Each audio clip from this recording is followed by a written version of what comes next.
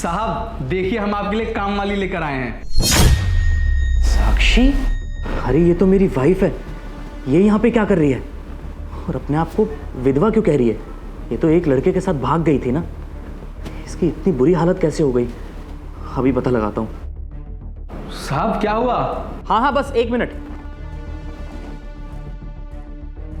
हाँ राजा बोल, क्या हुआ? और ये किसको लेके आया आपने साथ? साहब क्या है ना, ये बेचारी बहुत लाचार है, विधवा है ना बेचारी, सड़कों पे घूमती रहती है, काम की तलाश कर रही है, इसलिए हम इसको आपके पास लेकर आ गए। आपने कहा था ना आपको जरूरत है काम वाली की, तो आप इसको रख लीजिए। अच्छा ठीक है, तू एक काम कर, तू जा, इतने मैं बात कर लेता हूँ उनसे। ठीक है साहब, हम चलते हैं, समझ लेना अच्छे से काम। सुनिए, आप इधर आ जाइए, यहाँ के बैठिए आराम से। पहले आप मुझे एक बात बताइए कि आप दिखने में इतने अच्छे घर से लग रही हैं, सुंदर हैं, तो आपकी ऐसी हालत कैसे हुई? और आप ऐसे दर बदर क्यों भटक रही हैं, वो भी इस बच्चे को लेकर? मेरे बारे में जानकर आप क्या करेंगे? बस अब जो भी मेरी किस्मत में है वो तो होके ही रहेगा, और वो हो भी रहा है। देखिए ना क्या हालत हो गई है मेरी। देखिए मैं आपकी सारी बात समझ रहा हूँ, क्योंकि मैं आपको जानता हूँ। आप मुझे जानते हैं? लेकिन कैसे साहब? अरे नहीं, मैं आपको ऐसे पर्सनली नहीं जानता। वो क्या है ना, जो आपके पति हैं तुषार, मैं उनको बहुत अच्छे से जानता हूँ। जिस बटालियन में मैं था वो भी उसी में ही थे, और उन्होंने मुझे आपकी फ़ोटो भी दिखाई थी। आपसे बहुत प्यार करते हैं वो, लेकिन उसके बाद उनकी पोस्टिंग चेंज हो गई। तो बस इसलिए मैं आपसे पूछना चाहता हूँ कि अभी वो ठीक है ना? क्योंकि उसके बाद मेरी उनसे कभी मुलाकात भी नहीं हुई और ना ही बातचीत होती है। सब ठीक तो है ना, क्योंकि आप इस हालत में ऐसे घूम रही हैं? नहीं, ठीक तो कुछ भी नहीं है, बस अपनी ज़िंदगी को चला रही हूँ मैं जैसे तैसे करके। थोड़े बहुत पैसों का इंतज़ाम हो जाता है, उसी में खाना खा लेते हैं, और कभी नहीं होता तो भूखे सो जाते हैं। साहब आप तो हमारे पति के दोस्त हैं ना, देख लीजिए अगर आपके घर में कोई झाड़ू पोछे का काम हो या कोई भी, हम कर देंगे। नहीं, आप उसकी चिंता मत कीजिए, मैं आपको ज़रूर काम दूंगा।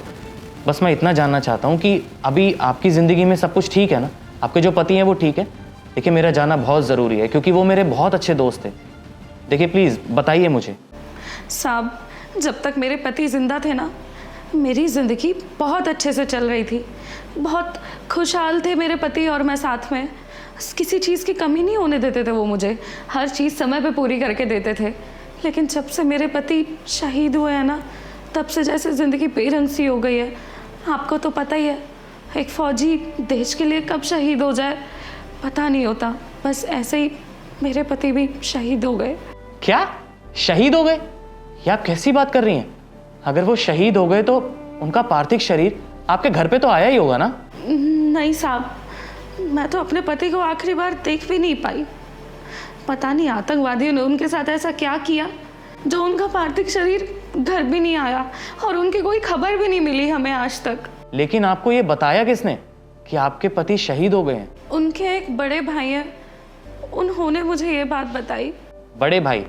देखिए अगर उनके बड़े भाई थे भी तो इसका मतलब ये है ना कि आपकी पूरी फैमिली है। अगर आपकी पूरी फैमिली है तो आप घर पे होने चाहिए ना, ऐसे रोडों पे क्यों भटक रही हैं आप? साहब आपको तो पता ही है ना, ससुराल वालों का साया जब तक रहता है जब तक एक औरत का पति जिंदा हो। लेकिन जैसे ही मेरे पति के बड़े भाई को ये पता चला कि मेरे पति शहीद हो गए हैं, उसके बाद उन लोगों ने अपने अलग ही रूप दिखाने चालू कर दिए। उन लोगों ने काम वाली भी हटा दी और मुझ पे बहुत अत्याचार करने शुरू कर दिए।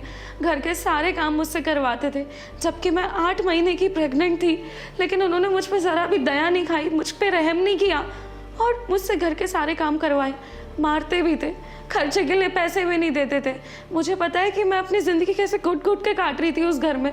बस एक दिन परेशान होके मैंने वो घर छोड़ दिया, और तब से आज तक ऐसे ही सड़क पे भटक रही हूँ। छोटा मोटा काम मिल जाता है तो कर लेती हूँ, लेकिन आज मेरी इतनी बुरी हालत हो चुकी है कि अपने बच्चे को दूध पिलाने के भी पैसे नहीं है मेरे पास साहब। वो तो आज भला हो इन भैया का, ये मुझे मिल गए और इन्होंने बताया कि आपके घर में काम वाले की ज़रूरत है। साहब देखिए मैं आपके आगे हाथ जोड़ रही हूँ, मुझे अपने घर पे काम पे रख लीजिए। मेरा बच्चा बहुत भूखा है, मेरे पास तो इसको दूध पिलाने के पैसे भी नहीं है। देखिए प्लीज़ आप रोइए मत। जानकर बहुत दुख हुआ कि आपके ससुराल वाले कितने बुरे हैं। आपके साथ जो हुआ वो बहुत गलत किया उन्होंने। अरे जब उन्हें पता है कि आपके पति शहीद हो गए हैं तो उनको आपको अच्छे से रखना चाहिए था घर में। उसके बाद आपके ऊपर इतना अत्याचार करा उन्होंने। देखिए अगर आपके ऊपर इतना अत्याचार हो रहा था तो आपको पुलिस कंप्लेंट करनी चाहिए थी ना, उनको ज़रूर सज़ा मिलती। साहब, मैंने सोचा तो था कि मैं पुलिस कंप्लेंट कर दूं, और मैं करने भी गई थी, लेकिन मेरे जेठ ने मुझे धमकियां दी। उन्होंने बोला कि वो मुझे छोड़ेंगे नहीं, मेरे साथ कुछ कर देंगे। बस इसलिए मैं चुप रही, क्योंकि मेरे बच्चे के अलावा मेरे इस दुनिया में है ही कौन। और अगर इस बच्चे की माँ ही नहीं होगी तो इस बच्चे को पालेगा कौन? इस बच्चे का मेरे अलावा इस दुनिया में कोई नहीं है। अच्छा, अगर आपको अभी पता चले कि आपके पति जिंदा हैं तो आप विश्वास करेंगी मेरा? ये क्या मजाक कर रहे हैं साहब आप? और मुझे नहीं होगा विश्वास इस बात पे, क्योंकि एक बार एक फौजी शहीद हो जाए तो वो वापस नहीं आता है।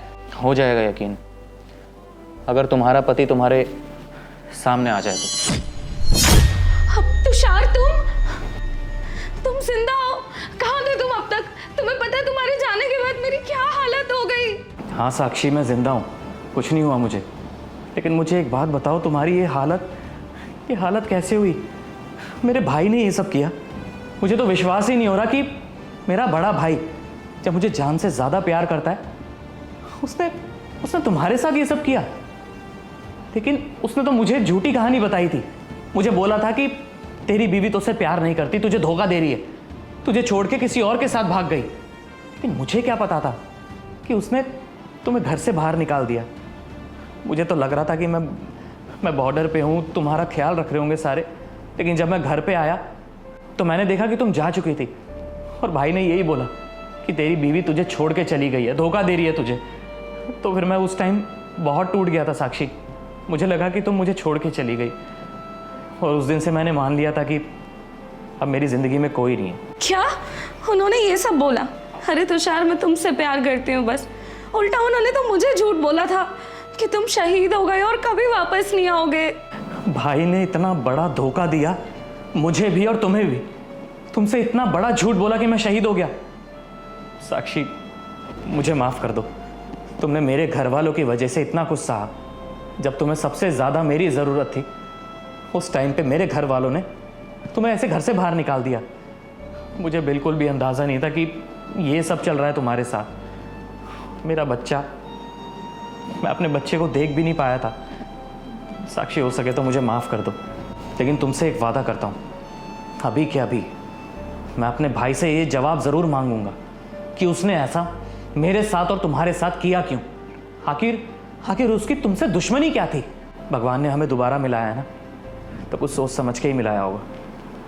मैं आज भी तुमसे उतना ही प्यार करता हूँ। मैं हूं ना, अब सब ठीक हो जाएगा।